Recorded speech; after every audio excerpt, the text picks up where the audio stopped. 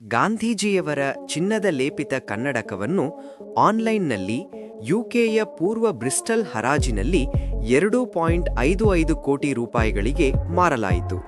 ರಷ್ಯಾದ ಛಾಯಾಗ್ರಾಹಕ ಆಂದ್ರೇ ಪೌಲೋ ಎಂದೂ ನೋಡದ ರೀತಿಯಲ್ಲಿ ಇರುವೆಗಳ ಮ್ಯಾಕ್ರೋ ಛಾಯಾಚಿತ್ರಗಳನ್ನು ಚಿತ್ರೀಕರಿಸಿದ್ದಾನೆ.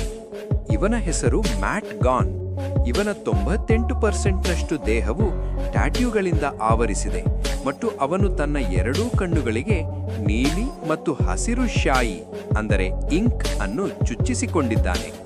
ಮಾನವರು ಪ್ರಪಂಚದ ಸಾಗರದ 5% ಮಾತ್ರ ಅನ್ವೇಷಿಸಿದ್ದಾರೆ. ಕೆಲವು ಸಮುದ್ರ ಜೀವಶಾಸ್ತ್ರಜ್ಞರು ನೀಲಿ ತಿಮಿಂಗಿಲಗಳಿಗಿಂತ 5ರಿಂದ 6 ಪಟ್ಟು ದೊಡ್ಡದಾದ ಕೆಲವು ಜಲಚರ ಪ್ರಾಣಿಗಳು ಇವೆ ಎಂದು ಹೇಳಿಕೊಳ್ಳುತ್ತಾರೆ. ಮಳೆಯ ನಂತರದ ವಾಸನೆಯನ್ನು ಪೆಟ್ರಿಕೋರ್ ಎಂದು ಕರೆಯಲಾಗುತ್ತದೆ. ಇದು ಕೆಲವು ಸಸ್ಯಗಳ ಹಾಗೂ ಆಕ್ಟಿನೋಬ್ಯಾಕ್ಟೀರಿಯಾ ತಯಾರಿಸಿದ ತೈಲಗಳ ಕಾಂಬಿನೇಷನ್. ಛಾಯಾಗ್ರಾಹಕ ಡ್ಯಾರನ್ ಪಿಯರ್ಸನ್ ಮರಕ್ಕೆ ಬಡಿದ ಮಿಂಚಿನ ಈ ಅದ್ಭುತವಾದ ದೀರ್ಘಾವಧಿಯ ಎಕ್ಸ್ಪೋಜರ್ ಶಾಟ್ ಅನ್ನು ಸೆರೆಹಿಡಿದಿದ್ದಾರೆ.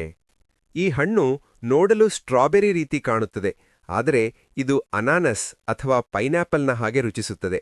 ಆದ್ದರಿಂದ ಇದರ ಹೆಸರು ಪೈನ್ ಬೆರಿ ಎಂದು ಇಟ್ಟಿದ್ದಾರೆ.